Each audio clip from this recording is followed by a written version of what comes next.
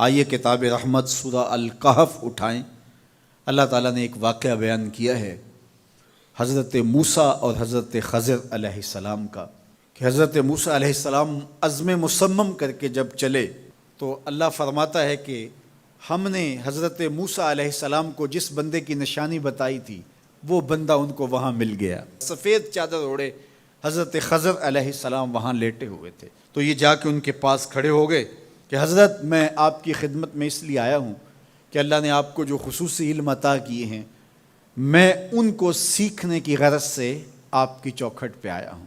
کہا تم میرے ساتھ صبر نہیں کر پاؤ گے، معاملے مشکل ہیں، سفر دشوار ہے، منزل کٹھن ہے، اور میرے معاملات ایسے ہیں کہ تم اعتراض کرو گے، اس کے بغیر تم رہ نہیں سکتے۔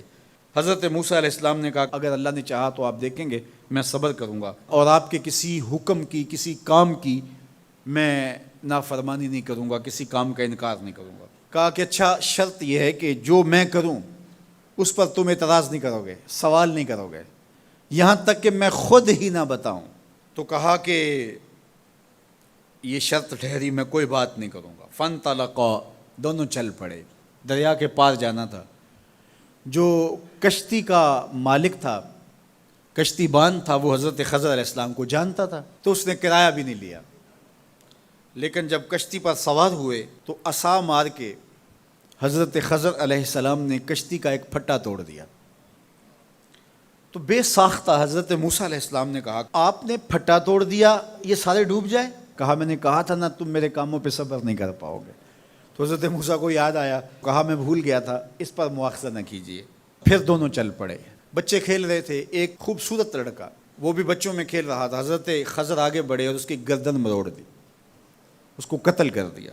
صاحب شریعت تھے حضرت موسیٰ علیہ السلام، نہ رہ سکے، پھر بول پڑے ایک جان کو بغیر کسی جان کے بدلے میں قتل کر دیا، اس نے گوایا کیا تھا ہمارا؟ آپ نے بہت ہی جو ہے وہ غلط کام کیا، یہ کام اچھا نہیں کیا آپ نے۔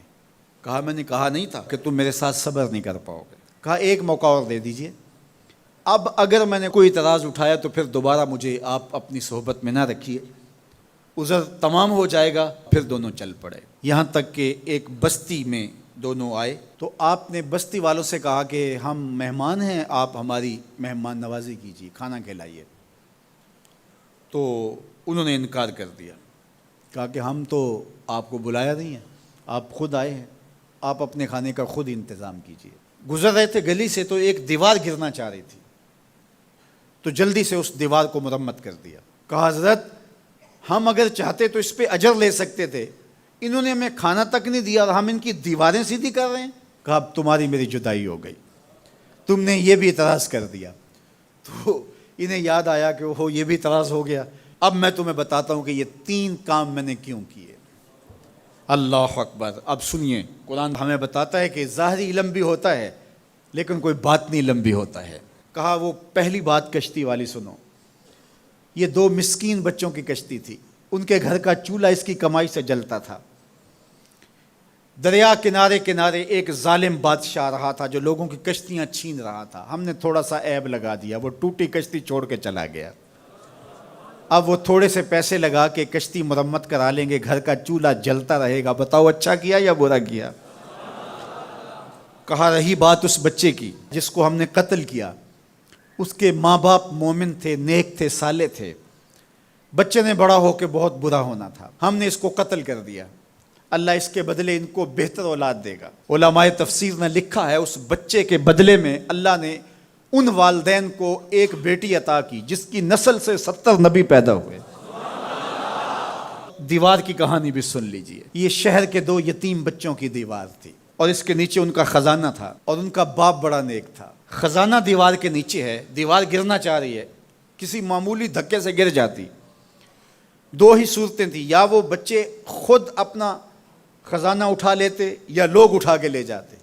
لوگ اٹھا کے لے جاتے پھر بھی ہاتھ میں کچھ نہ آیا، اور اگر وہ خود اٹھا لیتے تو بچے ہیں، بچپنے کی وجہ سے وہ اس کو اڑا دیتے۔ تو ہم نے اس کے اوپر دیوار کھڑی کر دی، جب تک وہ اس قابل نہیں ہو جاتے کہ یہ خزانہ نکال کے اس کو صحیح مصرف پہ لگا سکیں، اتنی دیر تک دیوار گرے گی نہیں۔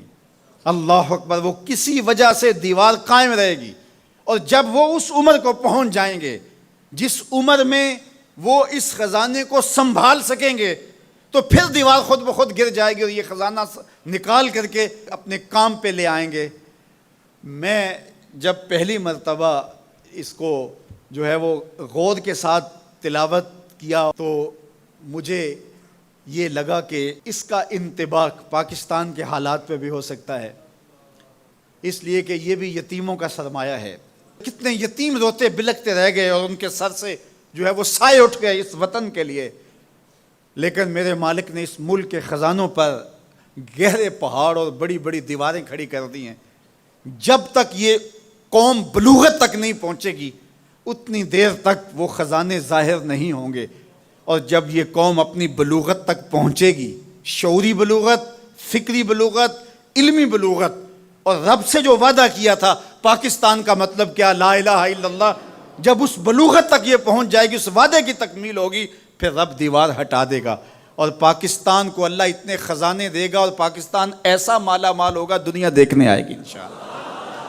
اس لیے رب نے دیواریں بنا کے رکھی۔ تمہارا باپ معین الدین چشتی بڑا نیک تھا، تمہارا باپ داتا گنج بخش علی حجویری بڑا نیک تھا، تمہارا باپ حضرت مجدد الف ثانی بڑا نیک تھا، ان کی وجہ سے میں دیواریں کھڑی کر رہا ہوں اور مضبوط حصار لگا رہا ہوں تمہارے خزانوں پر، اور وہ وقت آئے گا جب تم بلوغت کی عمر کو پہنچو گے، دیواریں ہٹ جائے گی اور تمہارا وطن زمانے پہ مہکتے پھول کی طرح اور چمکتے ستاروں کی طرح اور روشن آفتاب کی طرح چمکتا اور مہکتا دکھائی دے گا، اور زمانہ پاکستان دیکھنے آئے گا، پاکستان دنیا کی قیادت کرے گا انشاءاللہ۔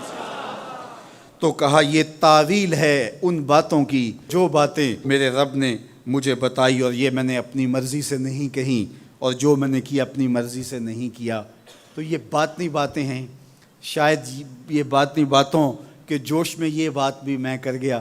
وہ کیا کسی نے کہا تھا کہ بھری محفل میں ایک راز کی بات کہہ دی، بڑا بے ادب ہوں سزا چاہتا ہوں۔